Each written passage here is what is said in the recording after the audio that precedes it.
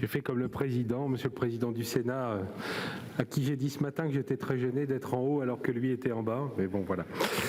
Monsieur le président du Sénat, madame la présidente de la Banque centrale européenne, mesdames et messieurs les présidents, mes chers collègues, nous allons reprendre nos travaux pour cette troisième session dont le thème porte sur le bilan et les perspectives de la monnaie unique.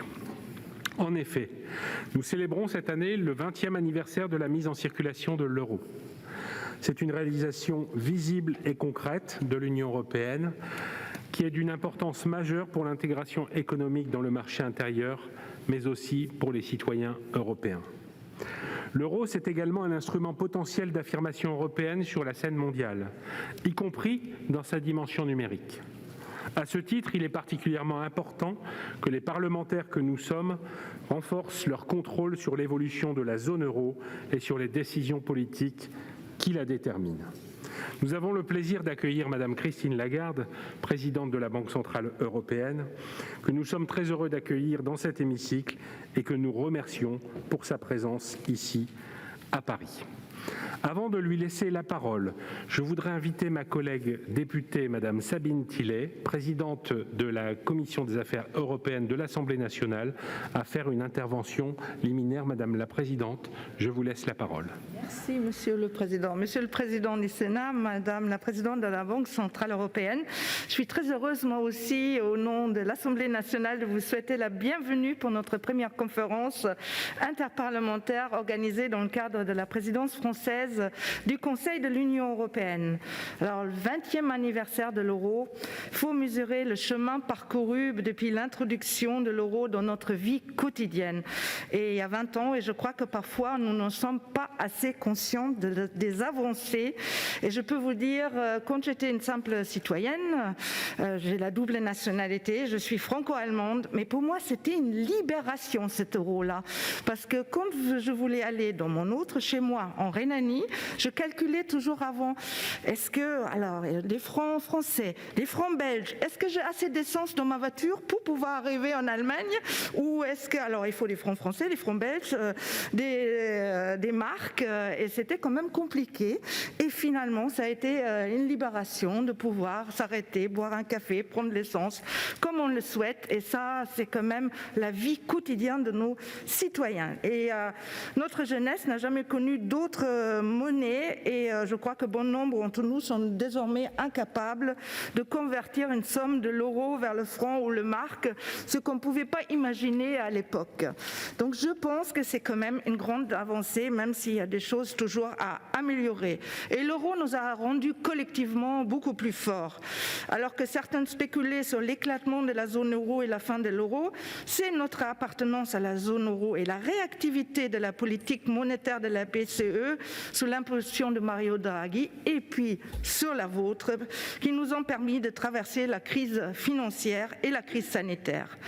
Alors la réponse à cette crise a montré la puissance de la complémentarité entre la politique budgétaire et la politique monétaire. Sans l'action résolue de la BCE, une majorité d'États de la zone euro n'auraient pas pu protéger leurs citoyens et leurs entreprises comme ils l'ont fait, mais seule la dépense budgétaire pouvait cibler le soutien là où il était le plus efficace. Alors c'est pour moi l'un des grands enjeux pour l'avenir de l'euro. Trop souvent, au cours de la dernière décennie, la politique monétaire est notre seul outil de stabilisation. Il nous faut trouver maintenant les moyens, à l'issue de la réflexion en cours sur la gouvernance économique, de prolonger au-delà de la réponse à la crise la complémentarité entre la politique monétaire et la politique budgétaire pour la stabilité et la prospérité du futur de la zone euro. Cela passe par la définition des bons outils de coordination des politiques budgétaires nationales et j'en suis convaincue, une augmentation de nos moyens budgétaires communs au-delà de la durée du plan de relance Next Generation EU. Alors c'est un chantier difficile dans un contexte de grandes incertitudes sur l'évolution de la situation économique et de l'inflation. Mais je crois qu'on est devant une question cruciale aussi. Est-ce que nous sommes une communauté de destin dans l'Union européenne ou est-ce qu'on va éternellement rester des concurrents? Merci. Je voudrais maintenant laisser la parole à Madame Christine Lagarde, présidente de la Banque centrale européenne, que je remercie de nouveau d'avoir répondu positivement à notre invitation. Madame la Présidente, à vous la parole.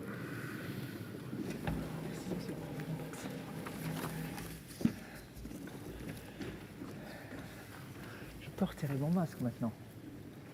Oui. Je fais ce que vous me dites. Oui, hein. Retirez-le. Si vous êtes plus à l'aise comme ça, allez-y.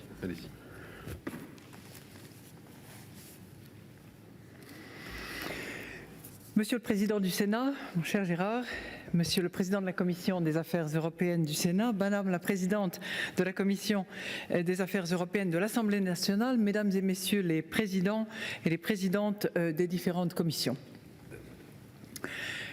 Si vous me permettez, avant d'aborder les thèmes que vous avez commencé déjà d'effleurer, je voudrais simplement pour un instant rappeler le souvenir d'un grand Européen qui était jusqu'à une période très récente le président du Parlement européen et dont les funérailles à Rome ont lieu aujourd'hui. Il s'agit de David Sassoli qui vient de nous quitter et dont le décès a frappé les esprits et nous a tous franchement choqués pour ceux d'entre nous qui le connaissions et l'apprécions. Alors je voudrais en son honneur simplement citer une phrase qu'il a prononcée lors de son discours inaugural en tant que président du Parlement européen il y a donc 2 ans. Il a dit ceci: « L'Europe a encore beaucoup à dire, pour autant que nous sachions l'exprimer d'une seule voix. » Je crois que nous ne devons pas oublier son engagement et la démonstration de la force européenne qu'il avait lorsqu'il présidait l'Assemblée européenne parlementaire. Alors, Monsieur le Président, Madame et Messieurs les Présidents des commissions et vous tous, permettez-moi d'abord de vous remercier, de me permettre de débattre avec des parlementaires de l'ensemble de l'Union européenne. Voilà 27 ans, pratiquement jour pour jour, le président François Mitterrand déclarait à l'occasion du début d'une précédente présidence française de l'Union européenne, je le cite, « Plus il y aura d'Europe, plus cette Europe doit être démocratique, plus elle doit être parlementaire. » Ces mots conservent bien aujourd'hui toute leur valeur. Et que de chemin parcouru depuis cette époque. En janvier 2002, les habitants de 12 pays de l'Union européenne ont eu en main, pour la première fois, ces billets et ces pièces en euros que vous évoquiez, Madame la Présidente. C'était il y a 20 ans. 20 ans plus tard, plus de 340 millions de personnes les utilisent dans leur vie quotidienne et notre monnaie unique est plus populaire que jamais pour ceux qui en auraient douté. Mais ce chemin-là n'a pas été facile. Nous avons traversé plusieurs crises, de la grande crise financière mondiale à la crise des dettes souveraines européennes et maintenant la crise liée à la pandémie. Nous avons plusieurs fois dû adapter et renforcer notre cadre institutionnel. Mais malgré les sceptiques, vous l'évoquiez tout à l'heure, Madame la Présidente, qui aurait parié? Certainement de l'autre côté de la Manche, peu. Mais malgré ces sceptiques et contre toute attente, nous avons réussi. Et nous sommes sortis de chaque crise plus forts et l'euro mieux apprécié.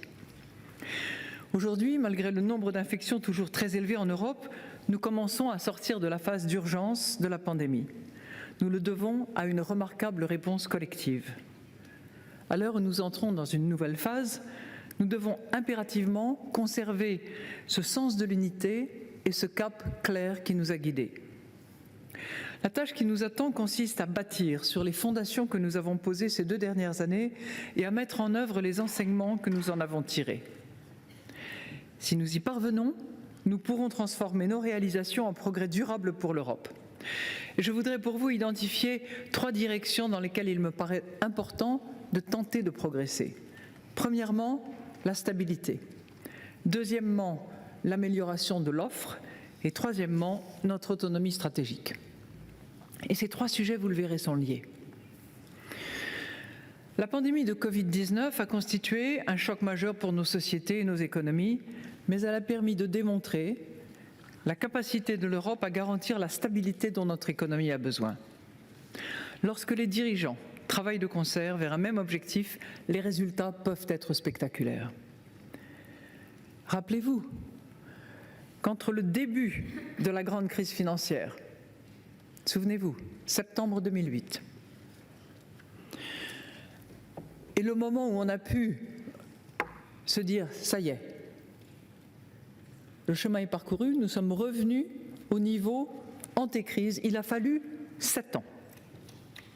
Actuellement, nous nous attendons à ce que l'économie européenne dépasse son niveau d'avant la pandémie dès le premier trimestre 2022, dans les semaines qui viennent. Calculs sont clairs, 2 ans. Cet horizon nettement plus court tient pour beaucoup à la réponse conjointe des autorités publiques européennes et nationales. En ce qui nous concerne, à la Banque centrale européenne, nous avons rapidement lancé un ensemble de mesures exceptionnelles pour stabiliser les marchés financiers, assurer la bonne transmission de la politique monétaire et ainsi protéger la stabilité des prix. Notre engagement à conserver des conditions de financement favorables a permis d'aider les entreprises, les ménages et les pouvoirs publics à surmonter la pandémie. Dans le même temps, les superviseurs de la Banque centrale européenne ont pris toutes les dispositions pour permettre aux banques, dans l'ensemble des pays de la zone, d'assurer la transmission de nos mesures. Nous estimons que, prises toutes ensemble, ces mesures de la Banque centrale européenne ont contribué à sauver plus d'1 million d'emplois dans la zone. Notre politique monétaire n'était pas seule. Elle a été accompagnée, bien sûr, par une réponse très ambitieuse des politiques budgétaires visant à stabiliser l'emploi et les revenus. Les gouvernements et les parlements ont fourni un soutien direct aux travailleurs et aux entreprises. Ils ont fait preuve de souplesse, de solidarité au niveau européen. Les règles budgétaires et celles relatives aux aides d'État ont été provisoirement suspendues et de nouveaux instruments budgétaires communs ont été mis en place, notamment le programme que j'appellerai Next Gen dans la suite de mon exposé pour éviter d'avoir à vous infliger le Next Generation EU à chaque fois. L'ensemble de ces mesures a créé les conditions d'une forte reprise, beaucoup plus forte qu'on ne l'imaginait il y a 1 an à peine. Toutefois, alors que nous progressons vers la sortie de crise, ce besoin de stabilisation demeure.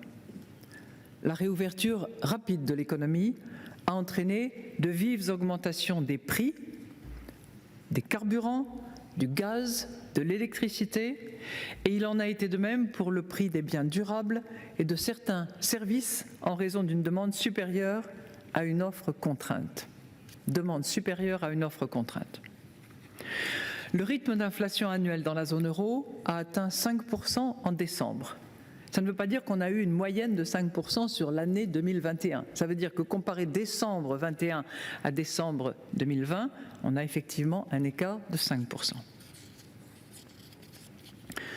Dans ces 5%, la composante énergétique représente à peu près la moitié de l'augmentation des prix.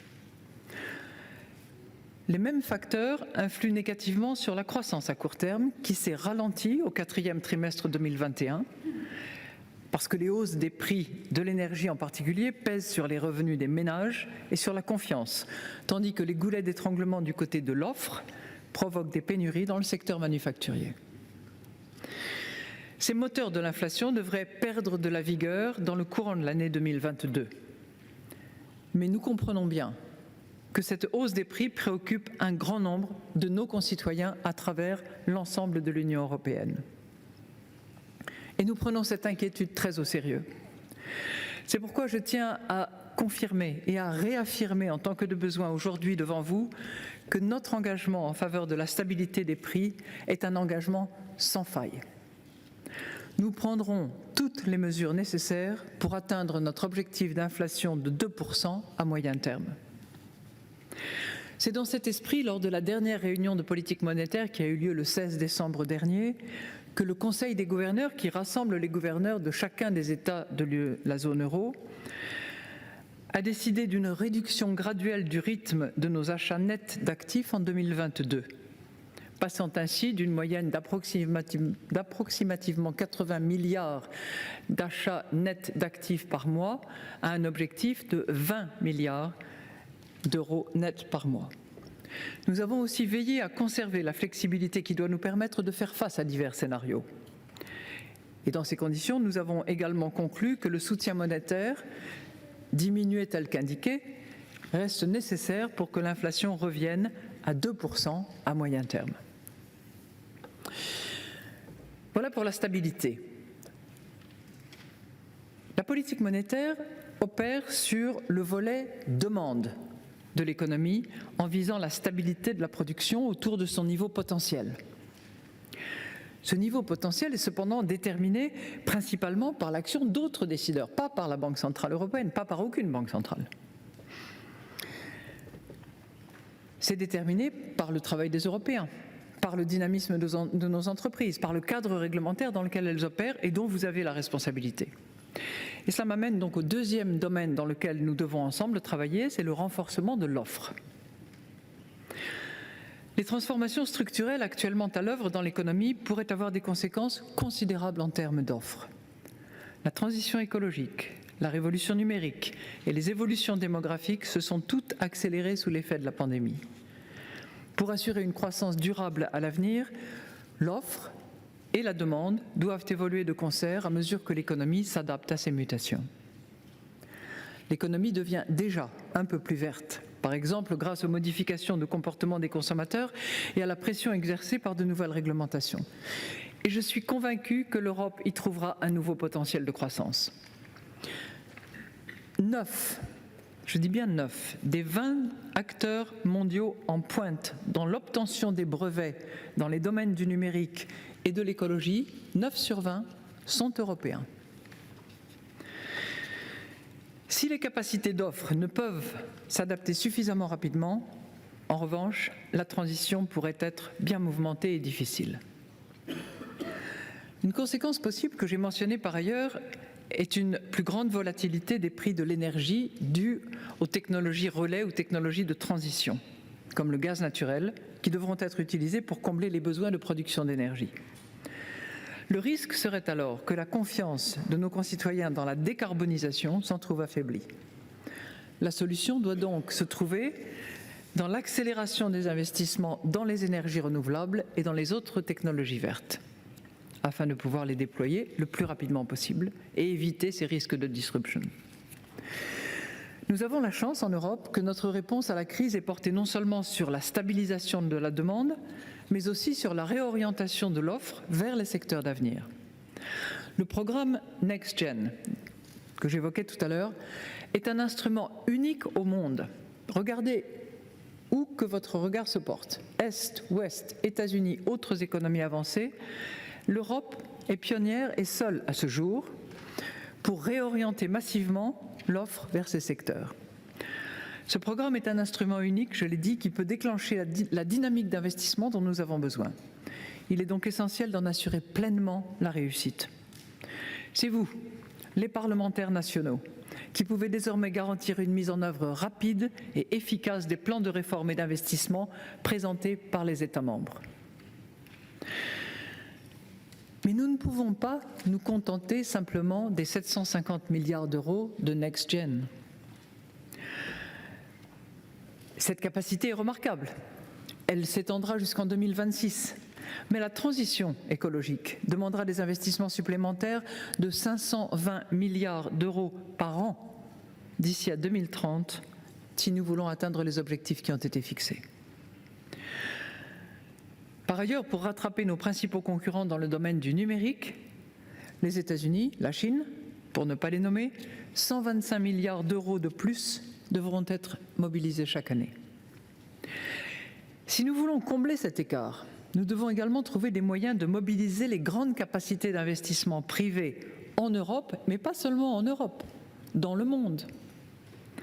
Et ce, grâce à quoi? Grâce à un secteur financier européen robuste, intégré et diversifié. Je suis sûr que vous avez entendu parler du CMU, Capital Market Union, le marché européen des capitaux. On en parle, on essaie de le pousser, de le faire avancer, et on en parle encore. Moi, je pense que non seulement nous devons parachever l'union bancaire, qui est déjà aux 2/3 réalisée, mais à laquelle il manque un 3e volet, mais nous devons impérativement approfondir le marché européen des capitaux. L'année dernière, j'ai lancé un appel pour que nous concentrions nos efforts sur l'achèvement, au moins, de l'union des marchés de capitaux verts. En effet, les investisseurs en actions sont les mieux placés pour financer les projets les plus risqués et les plus innovants, essentiels pour les transitions écologiques et numériques. Et puis, dans ce domaine, nous bénéficions aussi de l'avantage du premier arrivé. 60% des émissions mondiales d'obligations vertes étaient réalisées jusqu'à ce jour au sein de l'Union européenne. Alors, comment progresser ? En Europe, les propositions législatives récemment présentées par la Commission européenne dans le cadre de son plan d'action pour l'Union des marchés de capitaux sont une base de discussion utile avec les co-législateurs. Mais des progrès sont impérativement nécessaires au niveau national. Des réformes fiscales et réglementaires visant à soutenir les investissements en actions et en capital risque sont un ingrédient essentiel d'une plus grande intégration des marchés de capitaux. Et ce progrès, cet effort-là, doit se réaliser en étroite coordination entre vos différents parlements nationaux. L'adoption de telles réformes, je n'ai pas dit grand-chose sur l'union bancaire, mais c'est évidemment le deuxième grand projet sur lequel il nous faut impérativement avancer. Donc l'adoption de ces réformes permettra de consolider, de dynamiser le paysage européen des marchés actions qui aujourd'hui souffre, bien entendu, de la comparaison avec les grandes économies du monde.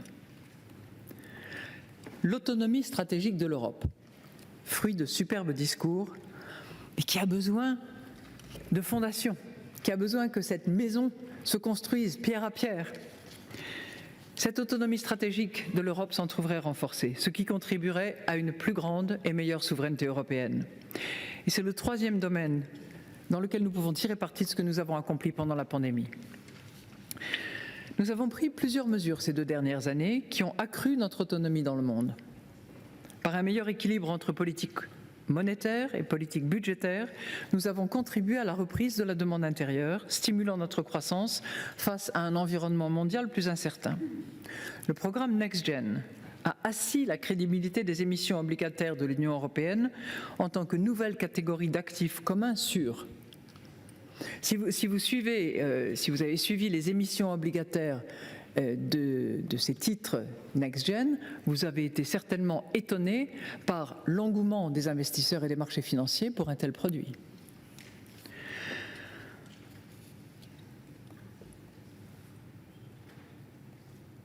Une mise en œuvre rapide des plans de réforme qui découlent du programme NextGen permettra de confirmer et de renforcer la confiance exprimée par les marchés financiers dans cette nouvelle classe d'actifs.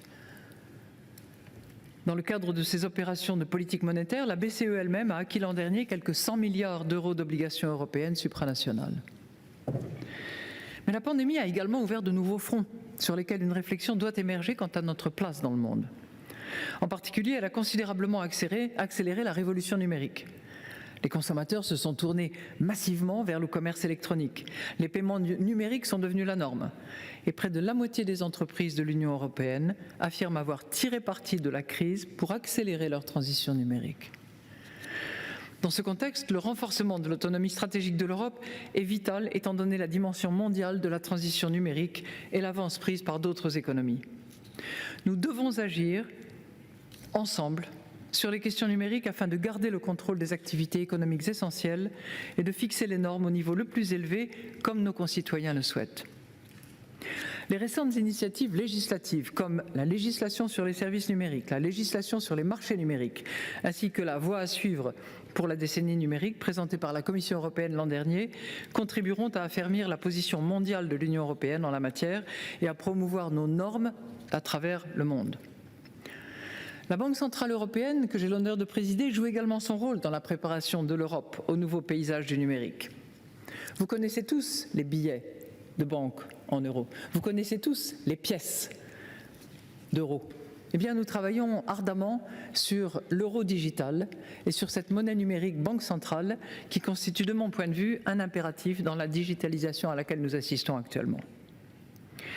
Nous travaillons actuellement aux principales questions qui sont posées par sa conception et sa distribution. C'est un programme qui est compliqué s'il doit assurer la sécurité, la confidentialité, les échanges entre l'ensemble des acteurs économiques. Et au terme de ces travaux, dans le courant de l'année 2023, les parties prenantes, y compris les parlementaires européens, y compris les parlementaires des parlements nationaux, devront décider, bien sûr avec la Banque centrale européenne, bien sûr avec le Parlement européen, de la marche à suivre en ce qui concernera cet euro numérique.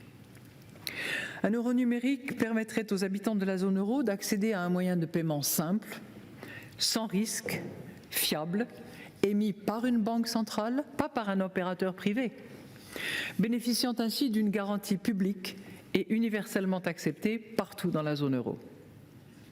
Un euro numérique ouvrirait en outre de nouvelles opportunités pour les entreprises et jouerait un rôle de catalyseur du progrès technologique et de l'innovation. Les intermédiaires européens seraient en mesure d'améliorer leur offre de services et de rester compétitifs face aux nouveaux acteurs qui entrent sur le marché des paiements et qui ne nous attendront pas. Cela favoriserait aussi la souveraineté monétaire et financière de l'Europe. Pour les nostalgiques ou ceux qui, comme vous tous peut-être, comme moi certainement, aimons nos billets de banque et nos pièces, l'euro numérique ne va pas remplacer les espèces, ne va pas se substituer aux billets libellés en euros.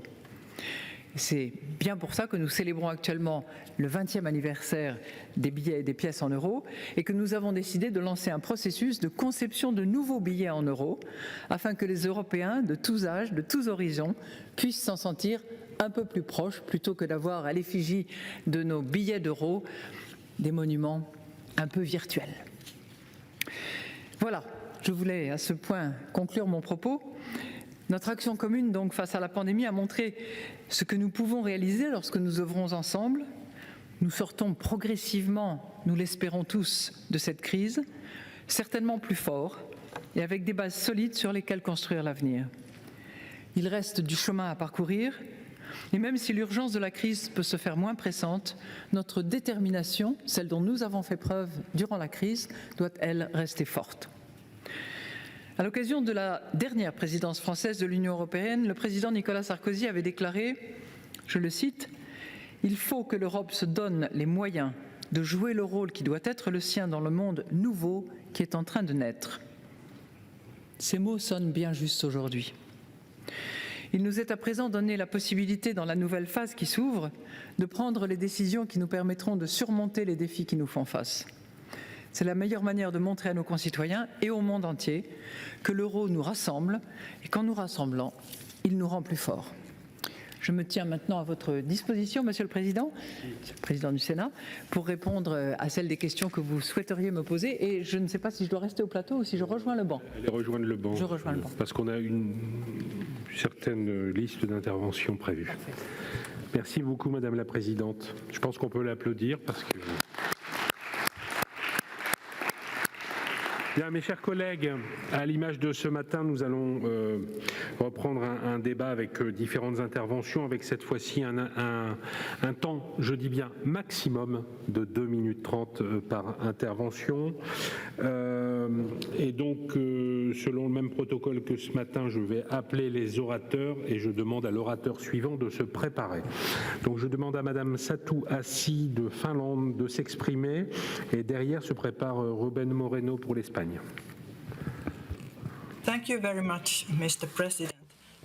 Merci beaucoup, Monsieur le Président. Merci beaucoup à vous, Madame Lagarde, pour cette formidable exposé.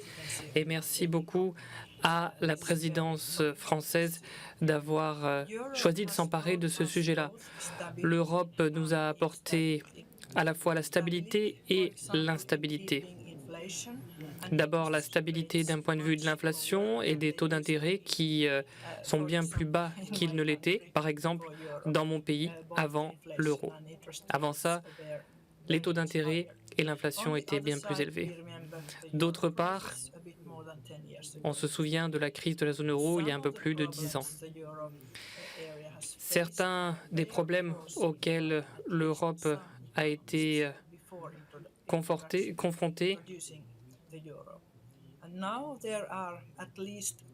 ont pu être surmontés grâce à l'euro. Mais les problèmes demeurent.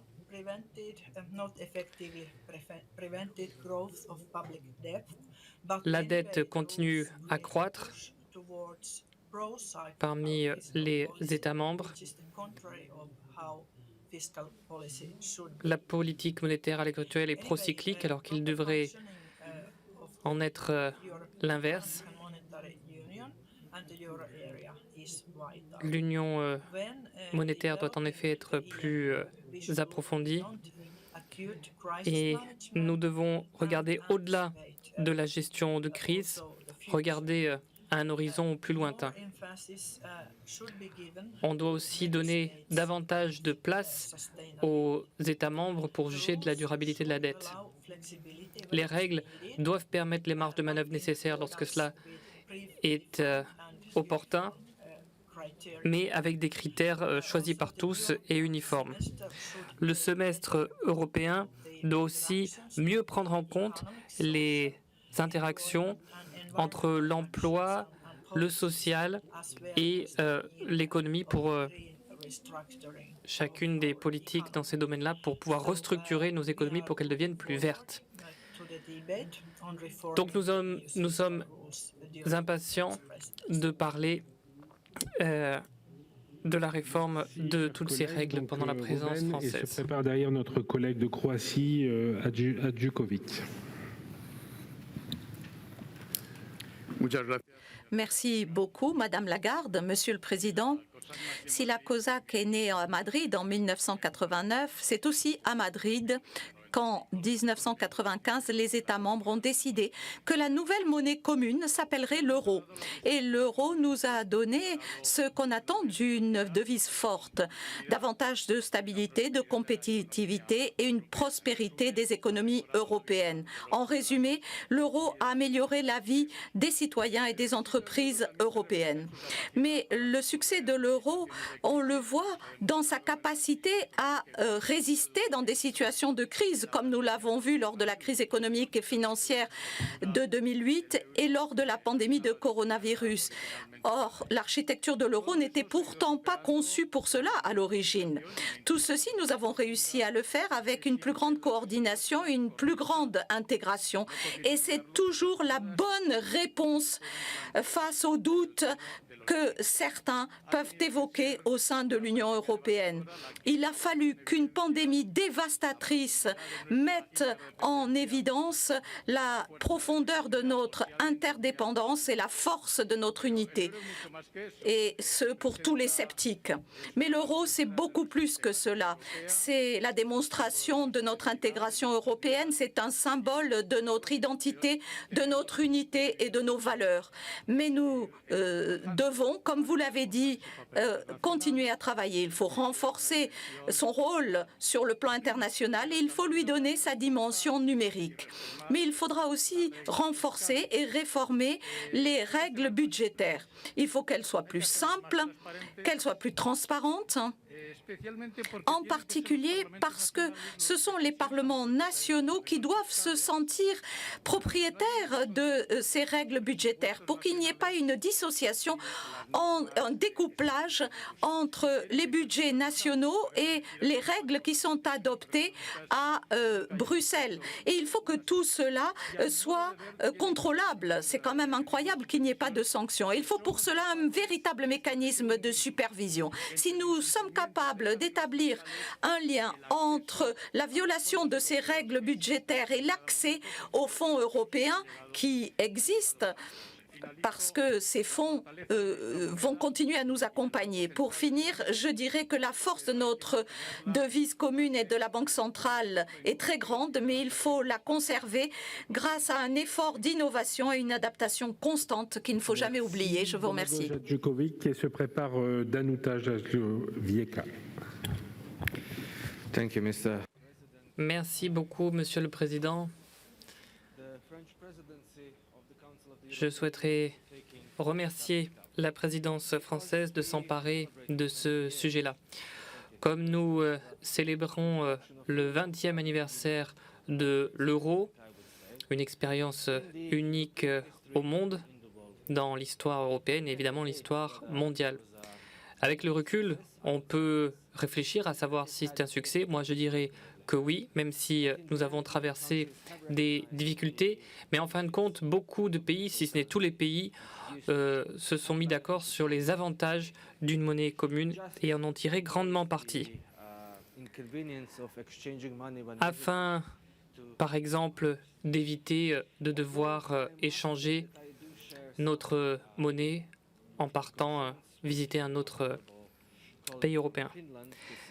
Je suis d'accord avec ma collègue finlandaise qui disait qu'il y avait des avantages mais aussi des inconvénients. Pourquoi est-ce que j'en parle? Eh bien tout simplement parce que la Croatie a pour ambition de rejoindre la zone euro dans un avenir que j'espère proche. Parce qu'il y a encore un certain nombre de critères financiers que nous devons remplir avant de rejoindre l'euro ou de pouvoir y candidater.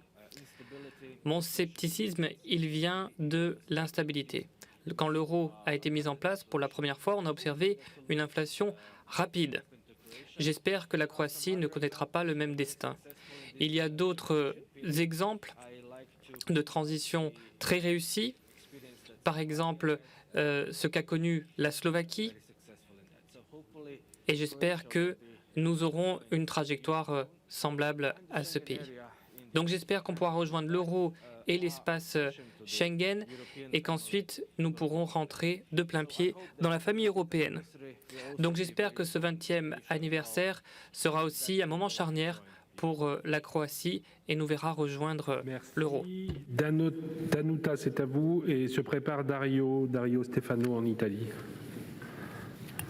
Thank you, Mr. President. Merci, Monsieur le Président, Madame la Présidente, merci beaucoup de nous avoir rejoints aujourd'hui. Merci aussi de votre exposé qui était trop court. Vous m'avez laissé sur ma faim. Pendant votre discours, vous avez parlé de l'euro numérique et vous nous avez dit que, à l'avenir, on discutera et en tant que société, on décidera de l'avenir de cet euro numérique. Moi, je pense qu'il faut commencer à réfléchir à une stratégie pour justement lancer cette discussion. Comment est-ce qu'on peut préparer les uns et les autres à un euro numérique? Et quand est-ce que cela peut intervenir, se matérialiser? Parce que, comme vous l'avez dit, la pandémie a bouleversé nos vies en un temps très court, notamment pour ce qui est de l'utilisation de tous les outils numériques. Merci. Danuta, Dario Stefano, et je prépare derrière Christian Buschmann en visio. Merci. Gracias. To fight against the economic and health crisis following the COVID. L'Union européenne a profondément fait évoluer ses paradigmes en ce qui concerne l'Union européenne. Aujourd'hui, nous engageons tous les travaux pour en revenir à des conditions acceptables de défense, mais également de protection des emplois. C'est quelque chose de nouveau. Le programme pour la reprise et la résilience, c'est le modèle de référence avec la mise en commun de ressources pour promouvoir des projets d'intérêt commun, comme par exemple l'accompagnement des États pour qu'il y ait une double transition, la transition verte et la transition numérique. Il y a aussi un renforcement du rôle de la Banque européenne d'investissement, le système de mécanisme européen de stabilité qui a été renforcé, mais aussi une intervention de la Banque centrale européenne qui a poursuivi les mesures monétaires qui avaient été adoptées dans le passé et qui a mis en place tout un ensemble de nouvelles mesures consacrées à la pandémie. Et Madame la Présidente, nous souhaitons prendre acte de ces mesures et vous en remercier. Bien entendu, nous prenons en compte qu'il s'agit d'une situation exceptionnelle, cette situation qui dérive de la pandémie. Mais en raison de la nature même de l'intégration européenne, eh bien, nous devons continuer à avancer, même lorsque nous sommes en situation de crise. Aujourd'hui, la réflexion qui a été lancée par les présidents, M. Draghi et M. Macron, sur la politique européenne dans les prochaines années, la politique monétaire notamment, nous incite à nous interroger davantage encore sur la nature de l'Europe que nous appelons de nos vœux. Je pense en effet que l'Europe a fait de grands progrès dans le cadre de la riposte à la crise de la pandémie, mais l'Europe n'est pas encore idoine pour faire face aux grands défis qui sont les siens, les grands défis qui nous attendent. Le programme Next Generation EU apporte une discontinuité dans le paradigme de gestion des crises systémiques et il pourrait s'agir du premier pas vers la création d'une véritable union fiscale avec une capacité autonome et permanente d'avoir recours à la dette européenne, mais aussi pour promouvoir des des politiques communes dans la droite ligne de la continuité des plans de relance au niveau national, mais aussi pour garantir la réalisation tant de la transition écologique que de la transition numérique qui en demande bien plus que les efforts que nous imaginons. Parallèlement, nous constatons qu'il y a un lien indissoluble entre la dimension économique et la dimension sociale de l'Europe. Et je pense que cela devrait faire que le semestre européen actuel pourrait travailler sur ce point. Nous avons confiance en ce semestre et peut-être pourrait-il s'agir d'un semestre plus vaste, un semestre durable et pérenne. Nous pourrions aussi aller vers un pacte de stabilité et de croissance renforcé, confirmé avec des critères sociaux, en rendant contraignants également des paramètres quantitatifs concernant le taux de chômage, le taux de pauvreté ou encore les niveaux de revenus par personne ou encore le taux de natalité. Je pense aussi au niveau d'emploi féminin ou encore d'autres indicateurs concernant le bien-être social et le degré d'inclusion et de cohésion sociale. Je conclus, nous avons beaucoup de pain sur la planche. Je vous remercie. Merci beaucoup. Thank you. Raymond Kaljulaid d'Estonie. Sehr geehrter Herr Vorsitzender, geschätzte Monsieur le Président, Madame la Présidence, Madame Lagarde, chers euros, nous savons que l'euro depuis 2001 est devenu notre devise commune. Il s'agit de la base pour le fonctionnement de l'espace économique européen. C'est un facteur particulièrement important de nos valeurs communautaires et c'est un facteur important, mais c'est également un facteur qui a permis de renforcer la résilience de cet espace économique. Pour les citoyens et citoyennes d'Europe, néanmoins, mais pour les entreprises également, ou encore pour les foyers et pour les gouvernements, l'euro est devenu un véritable facteur de stabilité important. Et ainsi, nous constatons qu'il nous incombe de respecter un certain nombre de règles budgétaires telles qu'elles ont été consacrées. J'accueille favorablement ce qui a été dit par la présidente Madame Lagarde, puisque à moyen terme, l'objectif d'inflation de 3% doit à nouveau être maîtrisé et le sera. Nous savons également qu'il y a la question de l'union bancaire, l'union des marchés des capitaux. Beaucoup de choses ont été dites. J'accueille favorablement la création de ces deux projets. Je pense que c'est une excellente chose, notamment en se fondant sur des efforts renforcés pour émettre des obligations vertes, pour parvenir à une croissance économique, mais aussi pour sécuriser des emplois en Europe et continuer d'augmenter leur nombre. La présidente, Madame Lagarde, a également évoqué les efforts qui sont consacrés dans le domaine de l'euro numérique. Et là, je pense également qu'il nous incombe de compléter nos efforts, puisque, bien entendu, il y a la question des billets et des pièces. Mais outre ces billets et ces pièces, l'euro numérique pourrait être un instrument particulièrement important et intéressant. Bien entendu, cet euro numérique doit faire ses preuves, mais si nous observons les alternatives qui nous sont proposées, eh bien, je pense que c'est un projet tout à fait positif et je pense qu'ensemble, nous pourrions prendre une décision très intelligente en faveur de l'économie européenne, mais aussi en faveur des citoyens et citoyennes d'Europe. Si nous sommes en mesure, après une évaluation intense, de faire en sorte que, en nous fondant sur les bonnes informations, nous pourrions peut-être faire en sorte que nous confions à cette Banque centrale européenne pleine de responsabilités et qui est responsable de poursuivre ce projet de l'euro numérique. Merci. Raymond, s'il vous plaît, et derrière Dimitris Kairidis de Grèce. Dear colleagues, I think for my generation, Chers collègues, pour ma génération, l'Union européenne ainsi que l'euro a réellement marqué notre vie et est un synonyme de prospérité et de sécurité. J'aimerais aussi vous rappeler que l'Estonie a rejoint l'euro et nous avons commencé à utiliser cette devise le 1er janvier 2011. Vous vous souviendrez certainement que cela a signifié qu'on a dû se préparer à l'adoption de l'euro pendant une terrible crise financière. L'Estonie a été frappée de plein fouet par cette crise économique.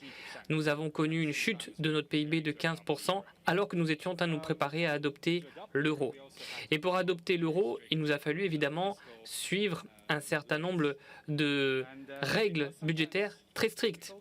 Parfois, ça a été difficile d'expliquer cela à nos concitoyens, de leur expliquer pourquoi c'était nécessaire, mais nous sommes parvenus à le faire et cette crise et cette difficulté, nous l'avons transformée en une belle réussite pour notre pays. L'euro, l'Union européenne, pour que la zone euro continue à être un espace d'opportunité, alors il nous faut nous emparer de l'innovation et de la numérisation. Et Madame Lagarde, vous avez parlé de l'euro numérique. Eh bien, pour mon pays, pour ma génération, c'est évidemment un sujet très important. Mais dans le même temps, je pense qu'il est bon de dire qu'il nous faut aussi avoir de la responsabilité parce que on ne peut pas avoir un avenir prospère sans innovation et sans responsabilité budgétaire. Ce sont deux sujets très importants pour l'avenir des Européens.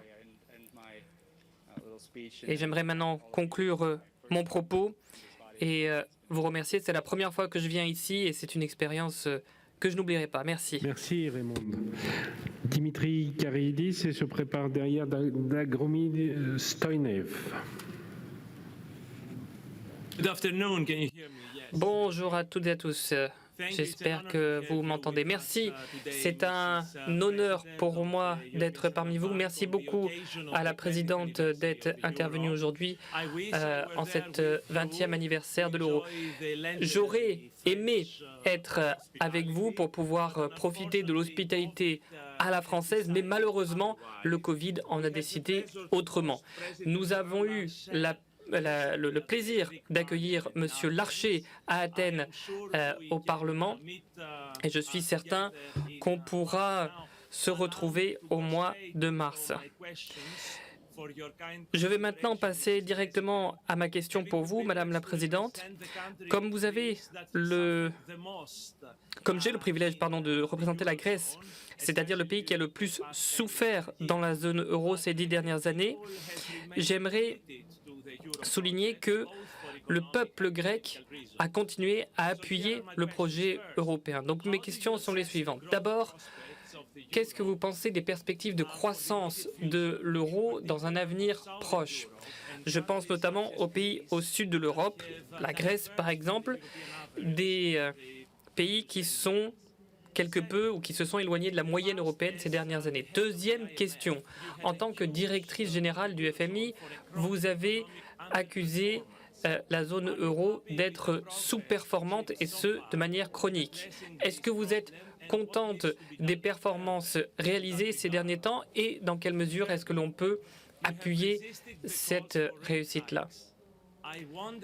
Pour ce qui est des taux d'intérêt et de leur remontée, de leur relèvement, est-ce que vous allez continuer avec la politique telle que vous la menez à l'heure actuelle et que pensez-vous de l'inflation pour 2022?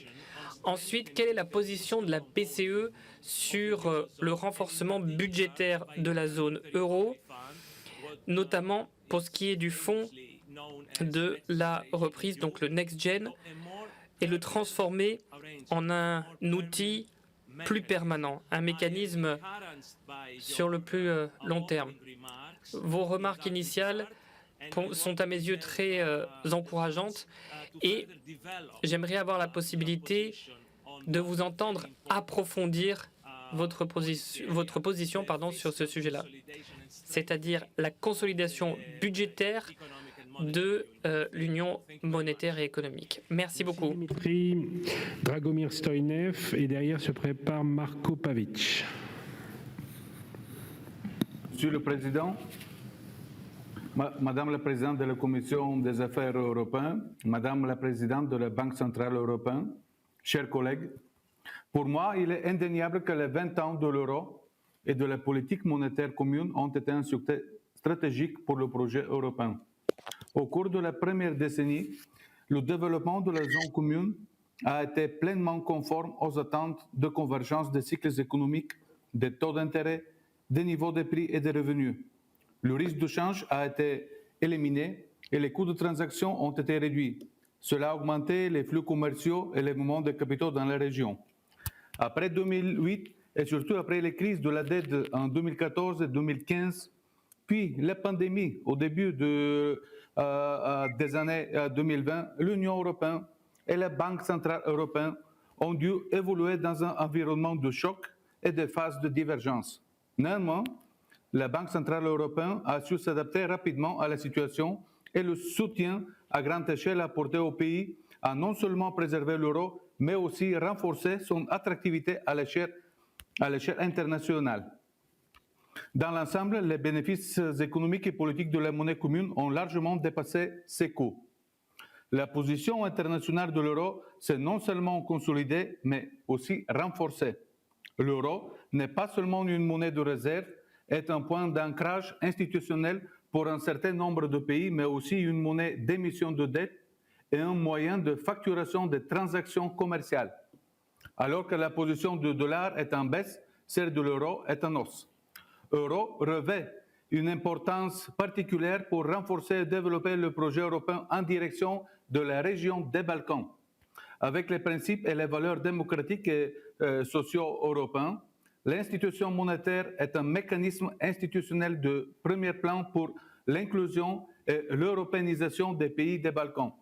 À mon avis, pour étendre son influence et stabiliser la région, l'euro devait accélérer son entrée officielle dans les pays des Balkans. En outre, la grande majorité des citoyens, des entreprises, des banques et des institutions publiques des pays des Balkans préfèrent utiliser l'euro. Sous une forme ou une autre, l'euro est le principal point d'ancrage monétaire de la région. La Bulgarie et la Croatie, en pleine crise au milieu de l'année 2020, ont pris des décisions politiques et ont été acceptés dans le mécanisme de taux de change 2 et l'union bancaire. Aujourd'hui, les deux pays poursuivent leur chemin vers l'adoption de l'euro en conservant la date de 2024. En conclusion, je pense qu'un élargissement plus rapide de l'euro à la région des Balkans apporterait des avantages économiques, politiques et géopolitiques importants à l'Union européenne et à la zone euro. Je vous remercie. Donc, Marko Pavic n'étant pas là, Sergio Batelli, s'il est en ligne et prêt. Merci, Monsieur le Président. Merci à la présidente Madame Lagarde. 20 ans après l'introduction de l'euro, la monnaie unique s'est affirmée comme la deuxième devise la plus importante au niveau international après le dollar américain. Nous appelons de nos vœux cependant un renforcement ultérieur sur la scène internationale de l'euro. Ainsi, il est opportun, entre autres, de garantir une représentation unifiée dans le cadre des institutions et des conférences financières internationales, comme c'est d'ailleurs consacré par les traités. Je souhaite également souligner que l'euro, à l'heure actuelle, est la monnaie principale pour les investissements verts.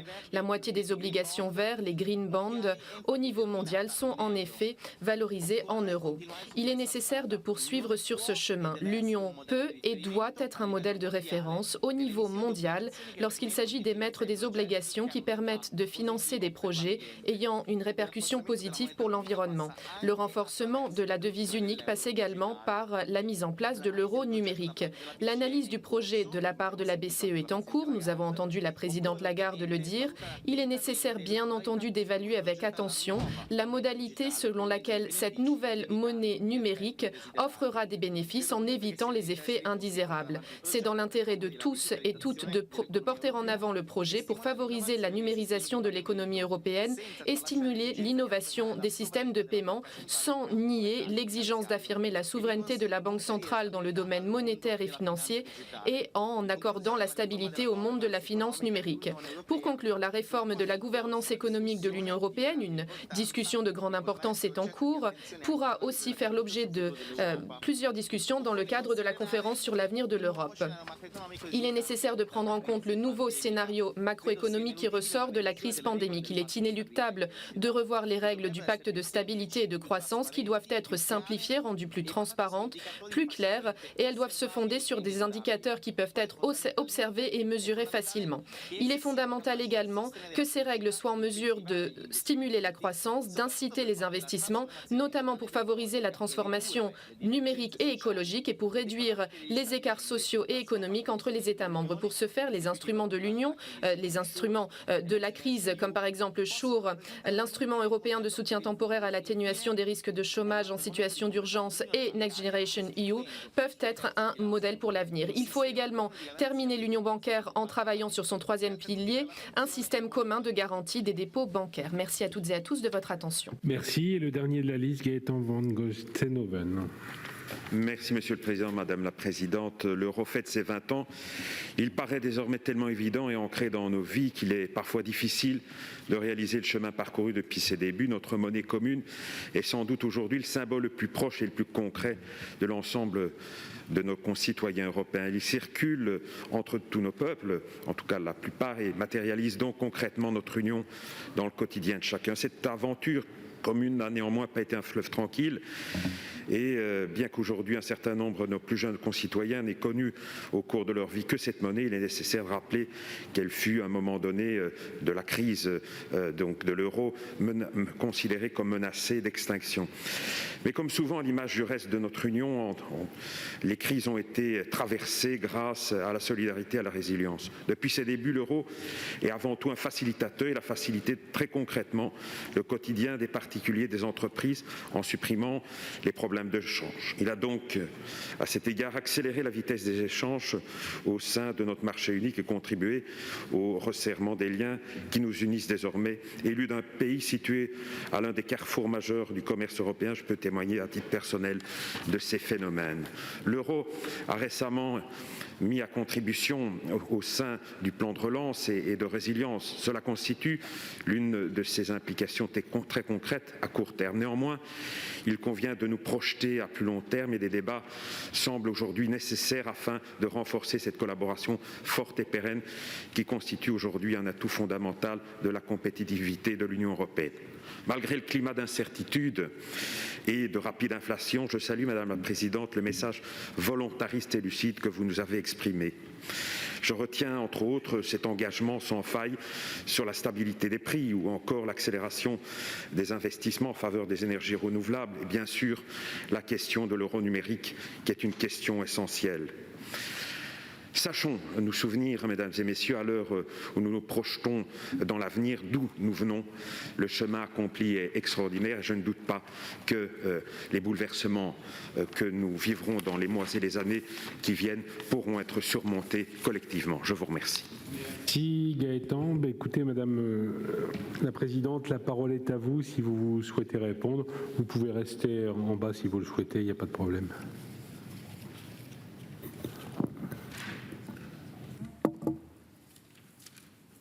Je reste en bas, je vous laisse en haut, seul. Bien, mesdames et messieurs les parlementaires, que vous soyez sur écran ou que vous soyez physiquement présents, je tiens d'abord à vous remercier de vos questions, de votre intérêt, de votre curiosité, parfois de l'expression de vos points de vue qui n'étaient pas nécessairement assortis de questions, mais qui ont infiniment de valeur en ce qui me concerne, en ce qui nous concerne dans la Banque Centrale Européenne, tant ils témoignent de votre intérêt et des positions qui sont les vôtres en fonction de vos points de vue, de votre adhésion au projet européen ou de vos appartenances politiques respectives. Donc tout est miel pour ce qui me concerne et je vous remercie de vos expressions. J'ai pensé peut-être grouper certaines de mes réponses pour non pas pour éviter de répondre à certains d'entre vous, mais simplement pour apporter un peu de cohérence. Je voudrais d'abord peut-être concentrer mon propos sur l'euro, parce que deux d'entre vous, monsieur le député de Croatie et vous-même, monsieur le député de Bulgarie, voilà, vous êtes... non, vous êtes l'Espagne. Non. Oui, notre ami bulgare. Il était en visio, voilà. Donc vous êtes l'un et l'autre candidats à l'entrée au sein de la zone euro et à l'adoption de l'euro. Et j'y vois là d'abord une preuve d'encouragement, de l'enthousiasme de votre pays, parce que je sais à quel point vos autorités, vos opinions publiques ont à cœur de rejoindre cette zone. Je voudrais aussi signaler pour tous ceux d'entre nous qui finalement considérons que l'euro est une chose acquise, qui ne pose pas de questions et qui a été un long chemin de rose, contrairement à ce que certains d'entre vous ont justement rappelé en matière de passage de crise. Et vous savez pertinemment de Croatie et de Bulgarie que ça n'est pas si simple et que renoncer à une monnaie pour en adopter une nouvelle, mettre en place tous les principes d'opérationnalisation, tous les principes de paiement entre les différents pays de la zone euro, qui sera, je l'espère en tout cas, après le rapport de convergence qui devrait normalement être établi au mois de juin 2022, qui sera non plus une zone de 19 États membres, mais de 21 États membres. Je pense que vous incarnez par votre détermination à rejoindre la zone ce facteur d'unité, ce facteur de résilience qu'a constitué l'euro depuis les 20 dernières années. Parce que nous sommes quelques-uns dans cet hémicycle à nous souvenir de ce que c'était avant l'euro, de ce qu'on a vécu comme difficulté, comme dévaluation, comme véritables problèmes économiques liés aux différentes devises qui ne nous rassemblaient pas mais qui nous séparaient. Et donc cette monnaie euro stable, durable, ancrée maintenant dans un espace-temps, est la deuxième monnaie internationale de réserve au monde. La première monnaie de réserve internationale est le dollar, la deuxième c'est l'euro. Ce qui est tout à fait particulier lorsqu'on observe le volume de réserve des banques centrales à travers le monde et leur répartition entre le dollar et l'euro, c'est qu'après la grande crise financière des années 2008 à 2011, le volume de réserve en euros a considérablement diminué par rapport au dollar en particulier. Or, grâce, je le pense sincèrement, à la capacité que nous avons eue à répondre à la crise économique résultant de la pandémie, le volume des réserves internationales en euros n'a pas bougé. C'est-à-dire qu'à l'occasion de la crise, l'euro n'a pas faibli.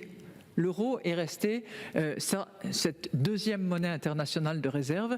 Et moi, j'ai bon espoir que si nous continuons à avancer sur ce chemin de développement et de renforcement de l'Union européenne, et en particulier de la zone euro, par le biais de l'union bancaire, par le biais du marché des capitaux européen et par un renforcement d'une intégration sur le plan budgétaire, sur laquelle je vais dire un mot dans un instant, je suis convaincu que ce chemin-là, on peut continuer à le développer et cette maison européenne, on peut continuer à la construire. Quelques mots sur le pacte de stabilité et de croissance, puisque certains d'entre vous l'ont évoqué, et que la Banque centrale européenne, en son conseil des gouverneurs qui rassemble, je le rappelle, les 19 gouverneurs de vos États membres, a pris une position pour la transmettre à la Commission européenne, qui commence avec l'Eurogroupe et avec l'ECOFIN les travaux sur le pacte de stabilité et de croissance, qui seront, je l'imagine, évoqués sous la présidence française. Nous avons pris une position qui se rapproche assez de certains commentaires que vous avez faits en matière de pacte de stabilité et de croissance. Un pacte nécessaire, parce qu'une discipline budgétaire est impérative entre des États membres, en particulier ceux qui sont reliés par une monnaie commune. Donc, un pacte nécessaire qui met en place une discipline qui est une discipline efficace et à laquelle on n'échappe pas, mais un pacte plus simple, plus compréhensible, plus efficace aussi dans ses modalités. Nous avons ajouté, évidemment, parce que ça nous paraît indispensable sur le plan économique, un pacte qui permette la contre-cyclicalité des politiques budgétaires. Et puis un pacte qui soit éventuellement doté d'une capacité budgétaire autonome. Et là, je crois que nous aurons dans les semaines à venir, dans les mois à venir, de longs débats sur la manière dont cette facilité budgétaire ou dans la manière dont cette solidarité budgétaire pourra s'exprimer, selon quelle modalité, avec quel fléchage, avec quelle concentration sur tel ou tel projet, avec quel contrôle des différentes institutions parlementaires, à la fois au niveau européen et au niveau national, dans quelle séquence tout ça pourra s'exercer. Mais clairement, c'est un chantier majeur parce que la mesure d'exemption qui a été mise en place à l'occasion de la pandémie ne peut pas durer éternellement et devra être remplacée par des règles qui seront, nous l'espérons en tout cas, en ce qui nous concerne, en place et acceptées avant la remise en place du régime normal hors clause d'exemption. Troisième point que je voulais évoquer et qui touche certaines de vos questions en ce qui concerne l'innovation. Vous avez été plusieurs à évoquer en particulier la monnaie numérique et la façon dont une banque centrale peut participer à ce mouvement d'innovation. Je suis convaincu, comme présidente de la Banque centrale européenne, que nous devons avancer à marche forcée pour défricher les problèmes, trouver des solutions, identifier les canaux d'intervention, déterminer à quel niveau, à la fois technologique, politique et presque, j'allais dire, philosophique, cet euro numérique pourra être mis en place. Ça semble simple. Moi, j'ai entendu de nombreux ministres des Finances me dire mais pourquoi est-ce qu'il vous faut 2 ans pour explorer les différents problèmes et pourquoi est-ce que vous pensez que ça ne sera pas mis en place avant 5 ans? Quand on commence, vous m'aviez interrogé sur le calendrier, j'espère que ce sera un peu moins de 5 ans. On a dit il y a 1 an, il nous faudra 5 ans. Si je compte bien, on devrait être à 4. Certains des collaborateurs qui travaillent ardemment sur le projet me disent c'est extrêmement compliqué. Juste pour vous donner un point de référence, les autorités chinoises, c'est-à-dire la PBOC, qui est la Banque centrale chinoise, travaillent sur ce projet depuis pratiquement 7 ans. Depuis 1 an et demi, ils nous disent qu'ils sont sur le point de lancer le renminbi numérique. On ne l'a pas encore vu. Ça devait correspondre aux Jeux Olympiques de Pékin. On va voir. La Banque nationale de Suède, elle aussi, travaille depuis environ 4 ans et n'est pas encore prête à mettre d'une quelconque manière sur le marché une couronne suédoise numérique. Donc, les problèmes sont multiples. Et ils sont multiples parce qu'on a des objectifs qui sont élevés et une grande ambition. Objectif élevé parce qu'il faut que ce soit simple, il faut que ce soit facile à utiliser pour nos concitoyens, il faut que ce soit absolument protecteur de leurs libertés individuelles et que l'ensemble des données les concernant soient tenues en stricte confidentialité. S'il y a une chose qu'on a apprise de la consultation que nous avons faite des Européens, c'est qu'ils étaient particulièrement attachés au respect des données personnelles qui sont évidemment collectables à l'occasion de l'utilisation d'une monnaie numérique, ce que ne se garderont pas de protéger des opérateurs du secteur privé, on le sait. Et ces impératifs-là entraînent donc un niveau d'exigence en matière à la fois de technologie, d'interopérabilité entre les différents pays, qui nécessite effectivement des travaux approfondis, avec une technologie qui sert de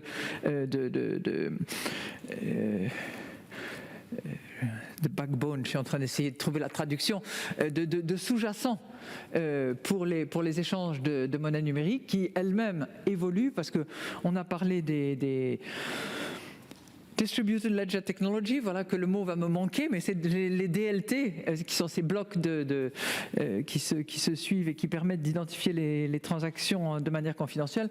C'est en train de devenir une technologie d'hier. Et on doit impérativement être attentif à ce que seront les meilleures technologies. Donc, 5 ans, je l'espère un peu moins, mais en tout cas avec la détermination dans le courant de l'année 2023 de décider ensemble, parce qu'à mon avis c'est un projet qui n'est pas un projet uniquement de banque centrale, ça n'est pas un projet uniquement de gouvernement, c'est aussi un projet de parlement. Parce qu'on parle là de la protection des libertés individuelles, de la protection des données et de la manière dont on échange et dont on transacte avec une monnaie qui est l'expression d'une souveraineté régionale européenne. Voilà ce que je voulais vous indiquer peut-être de manière un peu brève. Vous me direz, Monsieur le Président, si vous souhaitez que je me concentre sur d'autres sujets. Il y a un élément que je voudrais simplement vous indiquer sur lequel certains d'entre vous ont insisté, c'est la dimension climatique de l'activité d'une banque centrale. Ça vous paraîtra sans doute un peu surprenant parce que le mandat d'une banque centrale n'est pas forcément la protection du climat et la lutte contre le changement climatique. Et le mandat de la Banque centrale européenne, c'est celui de la stabilité des prix dans le cadre de l'exercice de sa politique monétaire. Mais il est évident que dans les circonstances actuelles et compte tenu de la politique européenne qui a été décidée et des impératifs de protection de l'environnement et de la biodiversité, toute institution, banque centrale comprise, doit prendre en compte ces impératifs et identifier à l'aune de sa politique monétaire et dans le cadre de son mandat de quelle façon elle peut elle aussi participer à la protection du climat, à la protection de l'environnement, à la lutte contre le changement climatique et à celle de la protection de la biodiversité. Voilà, mesdames et messieurs les parlementaires. Merci Madame la Présidente. Je pense que vous avez répondu par bloc et de façon précise aux questions qui ont été posées. En tout cas, de tout ce que j'ai entendu, on n'est pas sorti de sujet. En tout cas, je pense que vous avez répondu à toutes les questions. Encore un grand merci d'avoir répondu favorablement à notre invitation. Je pense que tous les membres ici présents sont heureux de vous avoir entendu. C'est l'occasion aussi pour moi de remercier encore le président du Sénat d'avoir mis à disposition tout cet équipement dans une forme hybride. Et c'était la première, on ne l'a pas dit Madame la Présidente, mais c'est la première fois qu'on retrouve une réunion interparlementaire en hybride où on peut se revoir. Et c'est l'anniversaire de l'euro, mais c'est l'anniversaire aussi des formats. Donc, bravo. Bravo à tous. Encore merci. Oui, bien sûr.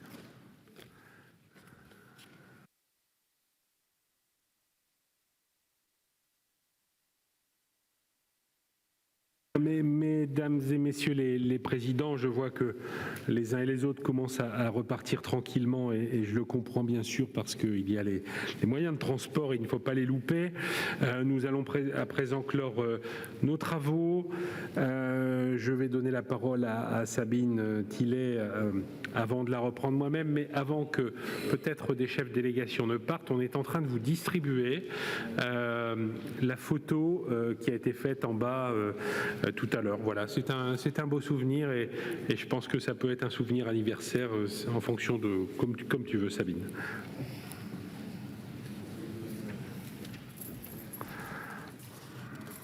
Merci, chers collègues. Juste quelques petits mots de conclusion et surtout de remerciement, d'ailleurs, remerciement de la bonne coopération entre l'Assemblée nationale et le Sénat. C'est très important aussi de travailler d'une manière transpartisane, que ce soit entre nous tous ici, mais aussi en France. Nous ne sommes pas de la même orientation politique, mais finalement, nous arrivons à travailler ensemble et à construire ensemble. Un grand merci aussi à nos administrations qui nous ont vraiment bien soutenus et qui doivent se préparer maintenant aussi à un travail un peu plus poussé encore, puisque vous avez accepté de mettre en place les groupes de travail qu'on souhaitait. Donc, merci. Vous allez recevoir très rapidement tous un courrier pour vous préciser les modalités qu'on souhaite mettre en place et merci à vous d'ores et déjà de réfléchir quels membres vous pouvez nous envoyer dans nos différents groupes de travail. Un grand merci bien sûr aussi à Clément Beaune et Christine Lagarde pour nous avoir exposé les priorités françaises pour la présidence du Conseil et faire le tour un peu des 20 ans de l'euro. Alors merci à vous aussi, on a vu dans vos interventions qu'il y avait un grand soutien aux priorités françaises parce que de toute façon on n'arrivera pas tout seul à faire quelque chose. Une présidence est courte, 6 mois, d'une certaine manière, c'est aussi là une co-construction parce qu'on doit tenir compte de ce qui s'est passé avant et de ce qui va se passer après. Mais nous sommes tous devant les mêmes défis, climat, numérique, innovation, frontières, sécurité, défense, état de droit, tout ce que nous avons évoqué ensemble. Comme le disait Christine Lagarde, les problèmes sont multiples, mais les problèmes sont surtout aussi interdépendants. Et je crois que c'est ça aussi qu'il faut qu'on emmène comme message. Nous ne pouvons pas regarder chaque problème en silo, on doit les regarder tous ensemble et nous prononcer aussi en tant que parlementaires nationaux. Nous sommes devant un monde qui change. Nous aussi, nous devons nous adapter. Dans tous nos États aussi, il y a parfois des courants qui mettent un petit peu en cause nos démocraties, nos États de droit. Et aujourd'hui, il faut qu'on regarde ça de très très près. C'est pour ça que je dirais il faut qu'on change un petit peu parfois de logiciel aussi, parce que nous ne devons pas oublier qu'on a créé l'Union européenne pour faire face à nos divergences internes. Il faut absolument qu'on ne les laisse pas remonter, parce qu'aujourd'hui, nous sommes dans un monde où nous devons nous positionner par rapport à l'extérieur, et aucun État membre de l'Union européenne n'est capable de faire face tout seul. Nous pouvons y arriver que ensemble. Je crois que ça, c'est juste la raison qu'il est dit et une certaine forme de pragmatisme. Le monde change. Donc les 3 mots de la présidence française, résilience, puissance, appartenance. Nous avons, je pense, une grande responsabilité en tant que parlementaires nationaux quant au mot appartenance. Il passe aussi par nous, par les messages que nous passons à nos électeurs, à nos élus locaux, dans nos circonscriptions. Donc un grand merci d'avoir été présents, soit ici, soit par visioconférence, et nous nous retrouvons, j'espère, bientôt. Merci, je ne serai pas beaucoup plus long parce que Sabine a tout dit. Je pense que vous aurez constaté que nos travaux ont été fructueux et en plus a servi de certains bons résultats puisque nous créons les groupes de travail. La dernière intervention de Madame Lagarde était passionnante, je dirais, alors quelquefois un peu technique pour ceux qui n'approchent pas les finances de façon précise, mais en tout cas, moi j'ai beaucoup apprécié son discours, sa volonté bien sûr. On sait que l'euro est bien gardé, en tout cas on en a ce soir un peu plus de certitude. J'espère que la situation sanitaire, je ne vais pas dire va continuer de s'améliorer, parce qu'on est ici en France en tout cas sur une forme de plateau, mais va s'améliorer à tel point que nous pourrons nous revoir peut-être dans une dimension encore plus large à l'Assemblée nationale, parce que j'avoue que c'était un réel plaisir de pouvoir en voir certains et pouvoir échanger avec vous de façon réelle et non virtuelle. Merci à tous, j'espère que pour votre COSAC des présidents, vous allez repartir dans vos états avec une certaine satisfaction. En tout cas, nous, on a été très très heureux de vous accueillir. Merci.